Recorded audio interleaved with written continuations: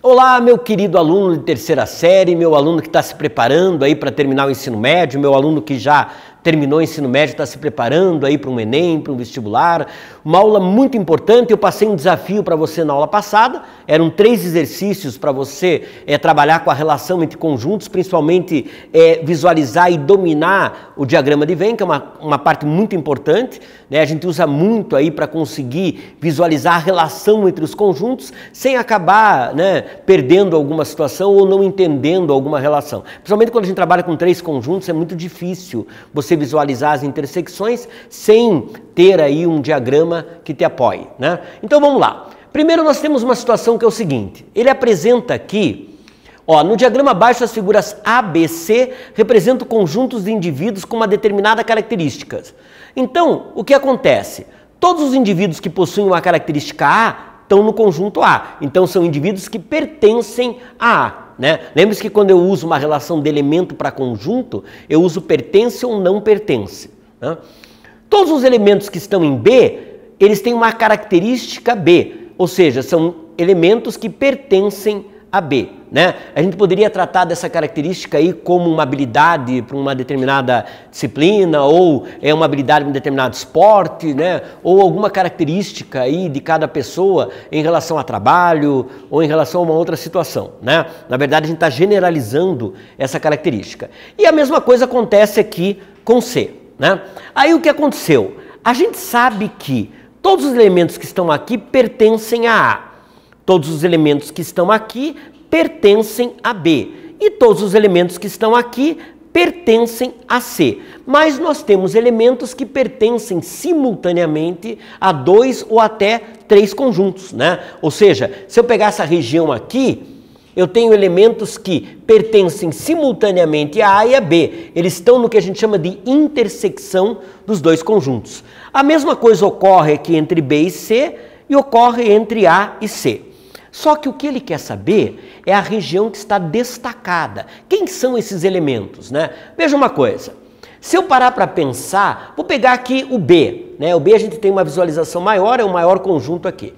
Veja uma coisa, se eu tirar aqui, essa região, eu estou tirando essa região, então eu estou tirando todo mundo que também tem a característica de A. Então de B eu tirei o A. Agora, veja uma coisa, se eu tirar quem está aqui, daqui para baixo, eu estou tirando todo mundo que tem também a característica de C. Então, veja, de B eu tirei todo mundo que também tem A e tirei todo mundo que também tem C. Ora, se de B eu tirei todo mundo que tem A, todo mundo que também tem C e todo mundo que também tem A, só sobrou quem tem a característica só de B. Então, na verdade, esta região aqui é quem tem somente a característica A, somente a característica B e somente indivíduos aqui que têm a característica C. Ou seja, tem apenas uma das 3 características. Regra é letra C. Beleza? Então é uma forma da gente descobrir e analisar o grupo em função das áreas que estão destacadas. Temos agora uma situação um pouquinho mais trabalhosa para a gente perceber, né? Então veja uma coisa, eu tenho aqui, eu quero saber quem é essa região e essa região aqui. Para isso eu vou fazer um desenho auxiliar, né? Eu trouxe um desenho auxiliar para que a gente possa enxergar a situação. Primeiro, vamos analisar o seguinte. Aqui eu tenho todo mundo que pertence a A. Aqui eu tenho todo mundo que pertence a B. Se eu fizer A união B, eu vou pintar o A inteiro e eu vou pintar o B inteiro. Por que que eu vou cobrir o A inteiro, né? Pintar o A inteiro e o B inteiro? Porque na verdade nós não temos nenhum elemento que venha a pertencer simultaneamente a A e simultaneamente a B. Então eu tenho aqui os elementos que pertencem a A e os elementos que pertencem a B, né? Agora eu quero encontrar essa região aqui, né? Eu já sei que aqui são elementos que pertencem a A e aqui são elementos que pertencem a B. Eu quero encontrar toda essa região aqui. Toda essa região é fruto de uma intersecção entre os elementos que estão no conjunto C e os elementos que estão no conjunto D. Então eu tenho lá a intersecção entre C e D. Agora o que acontece, né? Para eu pegar só essa região aqui, eu vou fazer a união B, que seria o A mais o B, né? Aqui é a soma dos elementos porque não existem elementos em comum, e vou fazer a intersecção com essa intersecção. Ou seja, se eu pegar o A união B e fizer a intersecção com o C intersecção D, eu vou ter essa região aqui. Então a resposta aqui seria A união B, que daria essa região aqui destacada, intersecção, né, só os elementos que estão ao mesmo tempo, em C intersecção D. Então seria só os que estão aqui. Então quem está aqui pertence a A união B, porque pertence a A, e está na intersecção de C e D.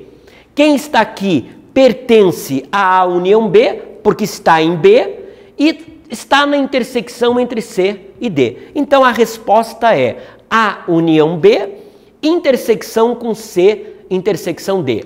A união B, intersecção com C, união D. Resposta certa, letra D. Beleza?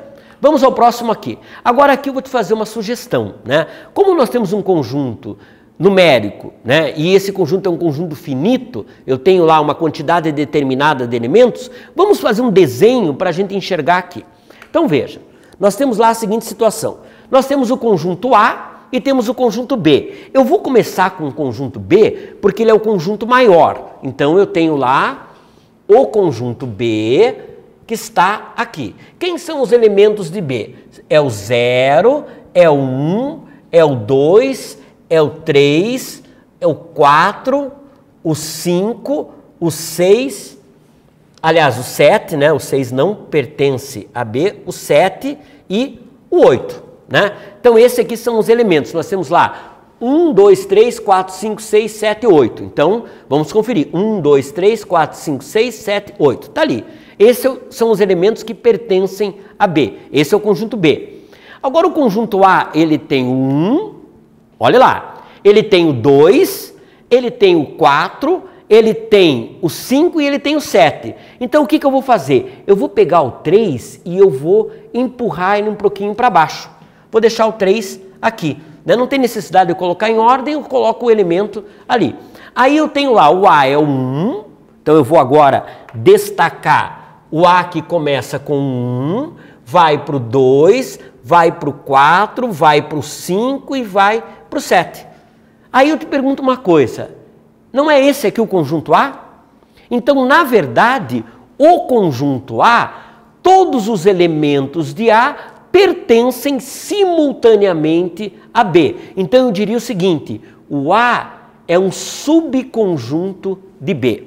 Né? Para eu dizer que ele é um subconjunto, eu digo que o A está contido em B.